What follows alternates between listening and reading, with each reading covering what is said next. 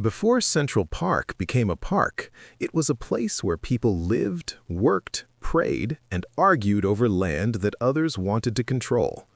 The land that would become Central Park did not begin as empty ground. It did not wait for a plan. Long before survey lines cut the earth, this stretch of Manhattan held memory and meaning. To understand what existed before the park, one must begin before streets had numbers and before the city reached north with force. The story starts with the land itself. The ground between what would later be called 59th Street and 106th Street was rough. It held rock close to the surface. It rose and fell in small hills. Streams crossed it after rain. Shallow valleys filled with water in spring. This land resisted easy farming. That resistance shaped all that followed. Before Europeans arrived, the Lenape people lived across Manhattan. They did not build large towns in this area year-round. They moved with seasons. They hunted deer. They gathered plants. They fished the rivers. The land north of the early Dutch town held paths, camps, and burial places. These uses left few marks that Europeans could read. Later records speak too little of this time. That silence matters. It shows how quickly native life was pushed aside. The Dutch claimed Manhattan in the early 1600s. They called it New Amsterdam. They viewed land as property to own. They marked it on paper. They sold it. They did not ask how it had been used before. The land that would become Central Park sat far from the small town at the island's southern tip.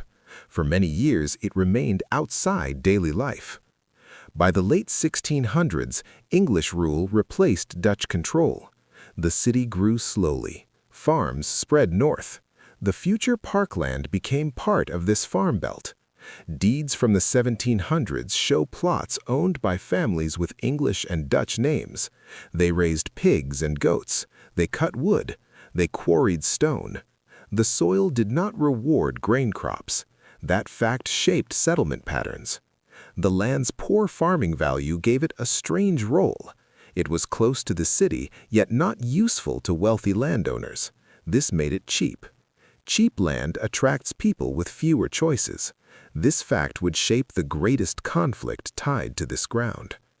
As the 1700s ended, New York changed fast. The American Revolution shook the city. British troops occupied Manhattan for years. Camps rose on open land. After the war, the city rebuilt. Trade grew. Ships crowded the harbor. Wealth collected in the south. Pressure moved north. By the early 1800s, Manhattan's population surged. Streets pushed upward. The city planned a grid in 1811. The plan drew straight lines over hills and streams. It did not ask who lived there. It only asked where streets would go. The future Central Parkland sat inside this grid on paper. On the ground, life continued in its own way. Small settlements formed across the rocky fields. Shanties rose near quarries. Workers lived near their jobs. Some were Irish immigrants. Many arrived poor. They faced hard labor and harsh judgment. Newspapers of the time described these areas as wild. Those words carried fear and class bias. At the same time, free black New Yorkers searched for safety and ownership. Slavery still existed in New York State until 1827. Freedom did not bring equality. Racism shaped law and custom. Property ownership mattered. It brought a right to vote for black men under state law. Land meant protection. This need led to a rare settlement. In the 1820s, black landowners bought plots on the west side of the future park. The area became known as Seneca Village. The name appears in deeds and newspapers. Its origin remains unclear. What matters is what grew there. Seneca Village began in 1825. At that time, New York was growing fast. The city pushed north each year. Free black New Yorkers faced constant danger. Slavery still existed in the state until 1827. Racism shaped laws, jobs, and housing. Many landlords refused black tenants. Others charged high rent for unsafe rooms. Voting rights were tied to property ownership for black men. Without land, a voice in public life stayed out of reach. A group of free black people made a choice. They moved away from the crowded streets. They bought land where prices were low. They believed land meant safety, land meant dignity, land meant a future. The first known buyers were Andrew Williams, a laborer, and Epiphany Davis, a member of the African Methodist Episcopal Zion Church. They purchased lots from a white landowner named John Whitehead. The land sat west of Fifth Avenue, between what are now 82nd and 89th Streets. The ground was rocky but stable. It could support homes. It could support lives. Other families followed. By the early 1830s, the village had a clear shape. Houses stood along dirt paths. Gardens grew beside them. People kept pigs, chickens, and goats. Wells provided water. Each home told a quiet story of effort and care. Most residents were African American. A smaller number were Irish and German immigrants.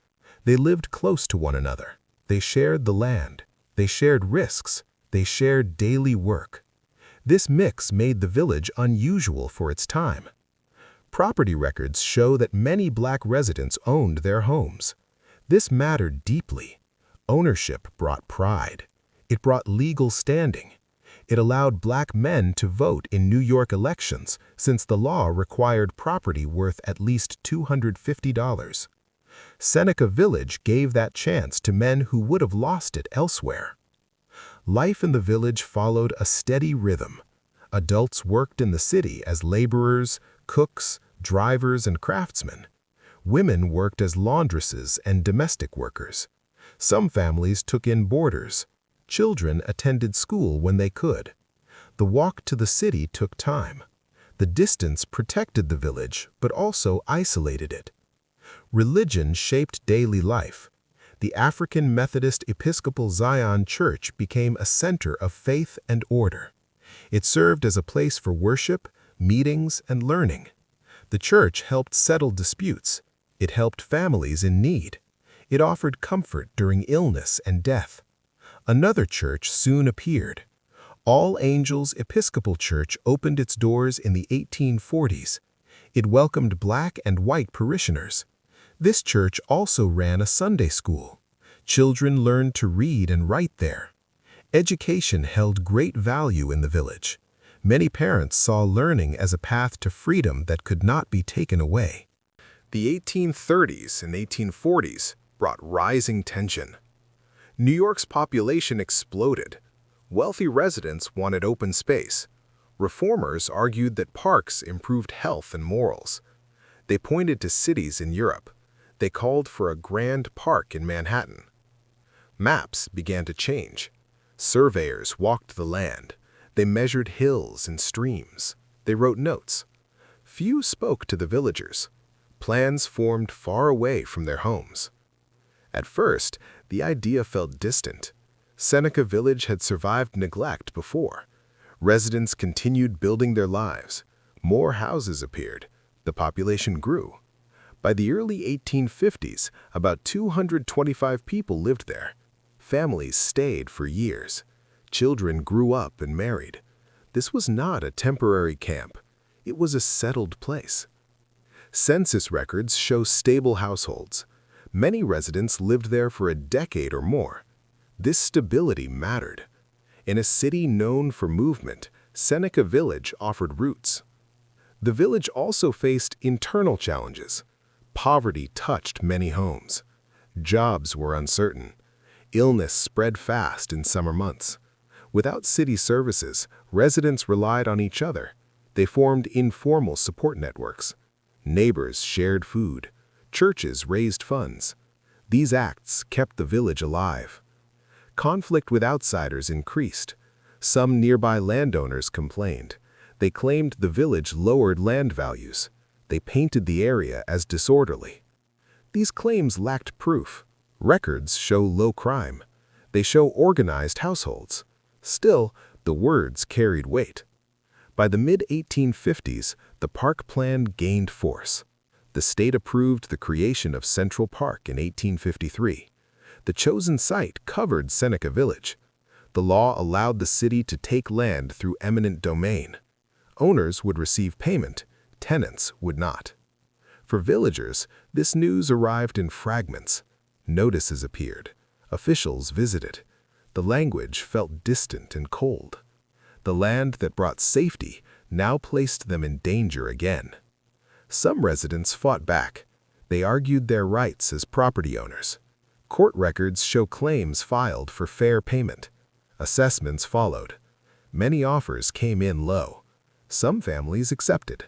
Others resisted. This moment marked a turning point. The same land that granted dignity now became the reason for removal. The village stood in the path of a vision that had no room for them. As pressure grew, daily life continued. Children still went to school. Church bells still rang. Gardens still grew food. This quiet persistence deepened the loss that was coming. By the late 1850s, Seneca Village no longer lived in quiet isolation. The city had grown closer. Streets crept north. Wealth followed. Power followed faster. What once felt distant now pressed in from all sides. New York leaders spoke of health. They spoke of order. They spoke of beauty. The city, they said, needed a great park. Workers lived packed into narrow streets downtown. Disease spread fast. Reformers argued that open land would calm the poor and protect the rich. Newspapers praised the idea. They promised fresh air and moral uplift. The chosen land stretched from 59th Street to 106th Street, from 5th Avenue to 8th Avenue. Seneca Village sat near the center. Maps showed hills and swamps. They also showed homes. Those homes did not fit the dream. Supporters of the park described the area as empty or wasted. They called it rough ground. They claimed squatters lived there. These claims were false. Records prove legal ownership. Census data proves families. Churches prove community. Still, the story spread. Words mattered. Once the land was framed as unused, removal became easier to defend. In 1853, the state approved the Central Park Act. The law gave New York City the right to seize land through eminent domain. Officials promised payment to property owners. They promised fairness. For many villagers, these promises felt thin. Assessors arrived. They measured lots. They valued houses. Their numbers often fell far below market value. Some homes received less than the cost of rebuilding elsewhere. Gardens, wells, and fences counted for little. Years of labor vanished into small sums on paper. Tenants faced worse news. Renters received nothing. Irish and German families who did not own land had no legal claim. They would lose their homes without payment. Many black residents owned land, yet that did not shield them from harm. Payment did not replace community. Residents responded in different ways. Some accepted early offers. They feared losing everything. Others resisted. Court cases followed. Names appear in legal records. Andrew Williams filed a claim. So did others. They argued that their land deserved fair value. Courtrooms offered formality, not comfort. Decisions came slowly. Meanwhile, pressure mounted. Newspapers urged speed. Editorials mocked the village. They described it as a stain on the future park. These words shaped public opinion. Police presence increased. Surveyors returned. Fences appeared.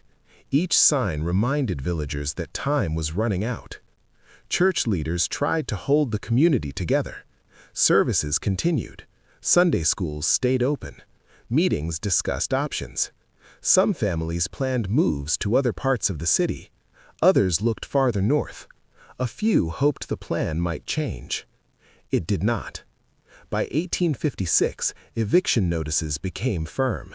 Deadlines appeared. Houses would be cleared, the land would be leveled. Resistance now risked force. The process was not sudden, it unfolded month by month. That slow pace caused its own pain. Families lived with constant worry. Children sensed fear. Adults weighed impossible choices. Removal stripped more than shelter. It broke social ties built over decades. Neighbors who shared food and faith scattered. Support networks collapsed. For Black residents, this loss cut deep. Few places in New York offered the same safety. Some families moved to nearby Black communities. Others disappeared from records. Census data shows gaps. Names vanish. This silence speaks loudly. By 1857, most residents had left. Crews moved in. Houses came down. Churches fell. Trees were cut. Hills were reshaped. The land transformed under heavy tools. The city did not mark the loss. No plaques appeared. No ceremonies acknowledged the lives displaced. The park rose as a symbol of progress. Its beauty hid its cost. When the last families left the land, the city did not pause to remember them. It moved forward with speed and confidence. The ground that once held homes now belonged to an idea. That idea was Central Park. It existed first on paper, not in soil. Lines replaced lives. Measurements replaced memory. After the state approved the park, control passed to appointed commissioners. These men came from wealth and influence. They believed strongly in improvement through design. They believed nature could be shaped to guide behavior. Order mattered to them. At first, there was no clear plan. The land looked wild. Rocks jutted out. Swamps filled low areas. Workers struggled to move through it. Many doubted the park could succeed. Newspapers questioned the cost. Taxpayers complained. To settle the matter, the city announced a design competition in 1857. Architects and planners were invited to submit proposals. The winning plan would define the park's future. This moment became a turning point. Frederick Law Olmsted, a journalist and social thinker, and Calvert Vaux, a skilled architect, won the contest. Their eyes turned to a park that had already captured imaginations across the Atlantic, Birkenhead Park in Liverpool, England. Birkenhead Park opened in 1847 and was designed to serve all people, rich or poor. Olmsted had visited it in 1850 and was struck by how the park blended nature and order. Walking its paths, he saw children running freely, families gathering, and strangers sharing benches. He observed the careful design of hills, lakes, and trees, all arranged to offer both beauty and utility. This was a radical idea at the time, as most urban spaces were purely practical, not crafted for leisure or reflection. Olmsted saw the potential for a similar park in New York, a city suffocating under growth and social strain. Olmsted and Vaux had fused their observations with local insight. They designed winding paths, open meadows, and serene water bodies, echoing the spirit of Birkenhead Park, but adapted to New York's scale and social challenges. Their proposal was called the Greensward Plan. It promised a calm escape from city life. It separated footpaths from carriage roads. It hid transverse roads below ground. It aimed to make visitors forget the city existed. The plan required massive change to the land. Hills were reshaped, valleys were deepened, soil was moved from other parts of Manhattan, millions of cubic yards of earth shifted. This work erased what little remained of earlier settlements. What is often forgotten is that without Birkenhead Park, Central Park might have been merely another square block of greenery. The English model offered both inspiration and practical lessons. Olmsted and Vaux took that foundation and created something uniquely American. Workers blasted rock with gunpowder. This happened daily. The sound echoed across the city. Accidents were common. Laborers died. Records mention injuries without detail. These workers were mostly immigrants. Their names rarely appear. The design praised natural beauty. The process was violent. This contrast defined the park's creation. Beauty rose from destruction. Calm followed force. Olmsted wrote about the park's purpose. He believed shared space could ease class tension. He hoped people of all backgrounds would mix peacefully. His words sounded fair. His actions worked within an unequal system. Rules governed behavior. Signs listed what visitors could not do. No grazing animals, no selling goods, no public speeches without permission. These rules reflected fear of disorder. They favored quiet leisure over active use. The park was not meant for all equally. Dress codes were not written, but enforced. Guards watched visitors.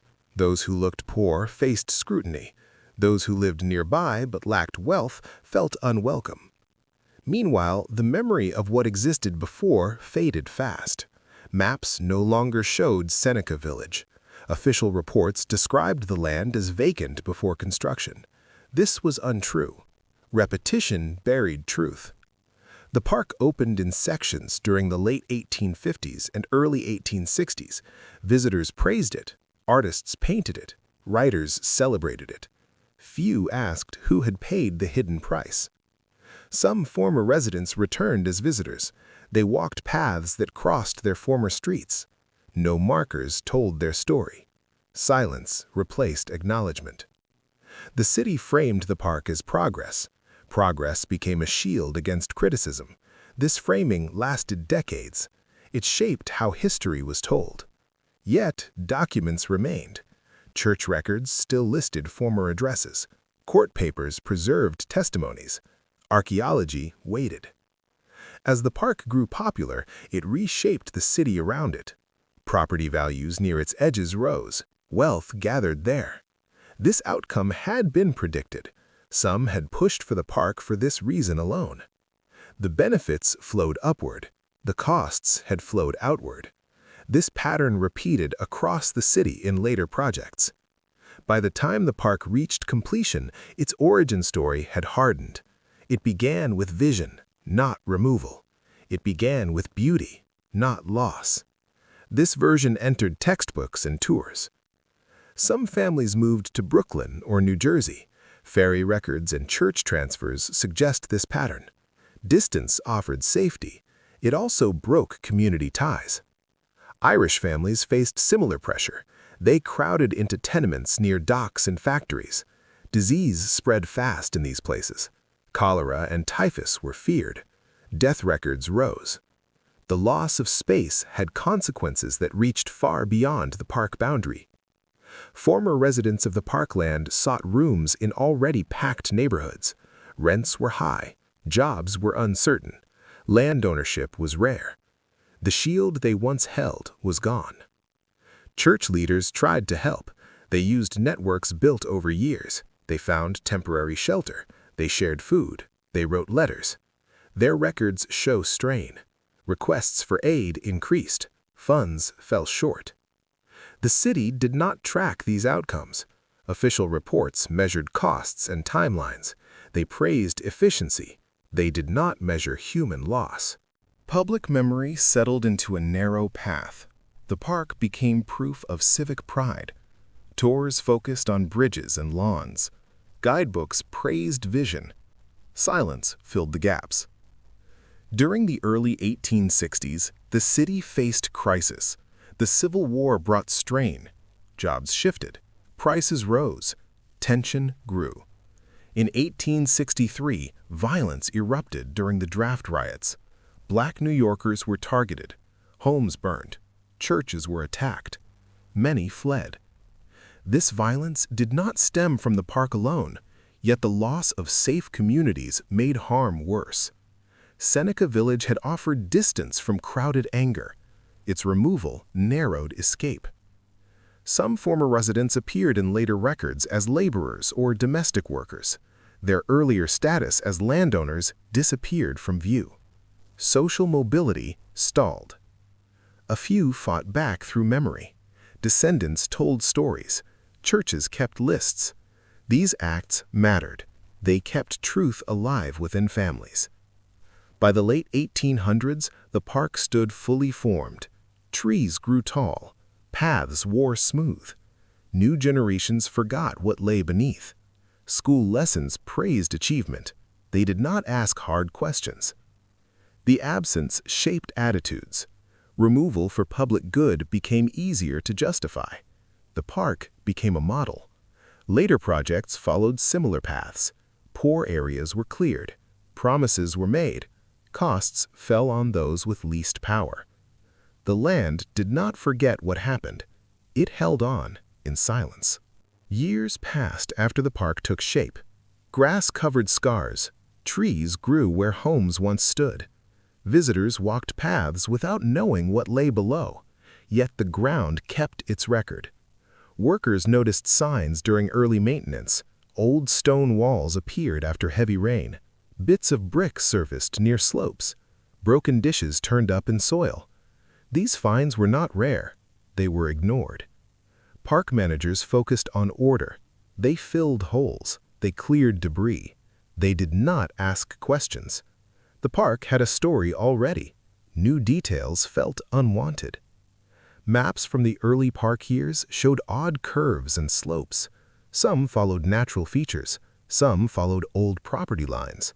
Surveyors had built over what existed. They could not erase all traces. By the late 1800s, scholars began to study the city's past. A few mentioned lost villages north of the old town. Their notes were brief. They relied on second-hand accounts. Seneca Village remained mostly absent. The lack of markers mattered. Without signs, memory faded. Children played where churches once stood. Couples picnicked over former gardens. The park taught calm while hiding conflict. Church records stayed alive outside the park. The African Methodist Episcopal Zion Church kept careful books. Addresses listed west of Fifth Avenue appeared again and again.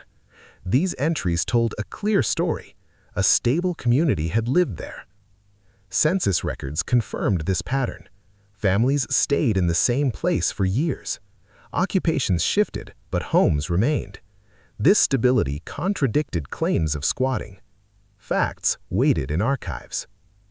During the early 1900s, historians favored grand narratives. They praised builders and planners.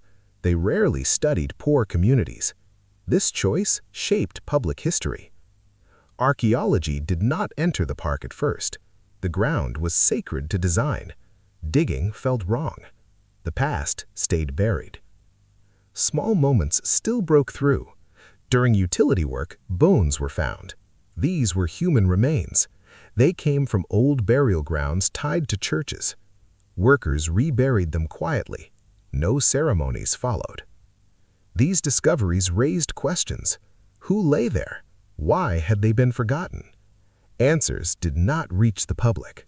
The park became a place of leisure and pride. Photographs showed open lawns and bridges. They did not show what came before. The park's success deepened the silence. Yet the silence was not complete. Families passed stories down. Grandparents spoke of lost homes. These stories stayed private. They lacked proof that others would accept. By the mid-1900s, interest in social history grew. Scholars began to study everyday lives. They looked beyond elites. This shift mattered. Researchers returned to old deeds. They traced property lines. They read tax records. Names reappeared. Lives took shape. Seneca Village emerged slowly from paper. Its size surprised many. Its stability challenged myths. Its diversity stood clear. Archaeological work finally took place in the late 1900s. Careful digs uncovered foundations. Household items surfaced: plates, bottles, buttons, shoes. These objects told quiet truths. The finds showed care and order. Homes had defined spaces. Meals were shared. Faith shaped life. The village had dignity. These discoveries changed understanding. The park's story grew wider. Loss became part of beauty. Removal joined vision. History does not change all at once.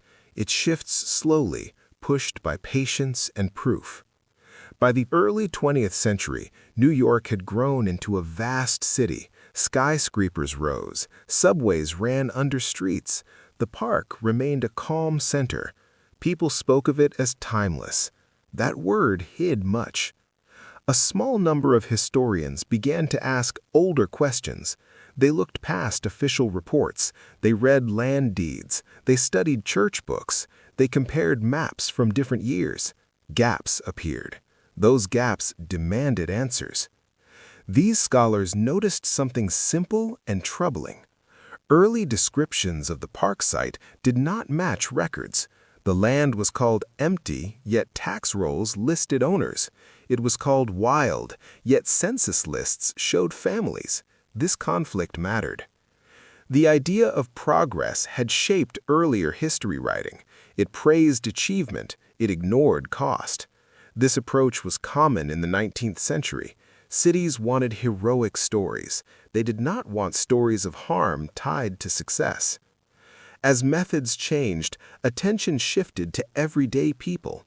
This shift revealed how power worked. It showed whose voices were recorded and whose were erased. Seneca Village became central to this change. Researchers pieced together its story step by step. Each document added weight. Each name restored presence. They learned that many residents had lived there for decades. This was not temporary shelter, it was home. Children grew up there. Elders aged there. Lives unfolded there. The role of race became clear. Black New Yorkers faced limits across the city. Seneca Village offered rare freedom through land ownership. Losing it had deep impact. The story also revealed how law worked. Eminent domain allowed land taking for public use. In theory, it promised fairness. In practice, it followed bias. Values assigned to homes reflected prejudice. Appeals failed because voices lacked power. These findings forced a hard truth. The park was not created on unused land. It was created through removal. This fact did not erase the park's value. It added weight to its meaning. Public awareness grew slowly. Articles appeared in historical journals. Lectures drew small crowds. Change did not come through shock. It came through steady work. Some resisted this new understanding. They feared it would tarnish a beloved place. They argued that standards were different in the past. These arguments appeared in print. Debate followed. Yet facts held firm. Records did not bend. The past stood clear once seen. This shift mattered beyond the park. It challenged how cities remembered themselves. It showed that beauty and harm can share the same ground. It showed that public good can come with private loss. This understanding also reshaped how people saw planning. Design was no longer neutral. It carried values. It reflected who held power. By acknowledging Seneca Village, historians changed the park's story from a single triumph into a layered account. This made the park richer, not weaker. The land gained depth. Paths gained memory. Visitors who learned this history walked differently. They looked longer. They asked questions. The city itself gained a lesson. Growth without care leaves scars. Those scars may hide, but they do not vanish.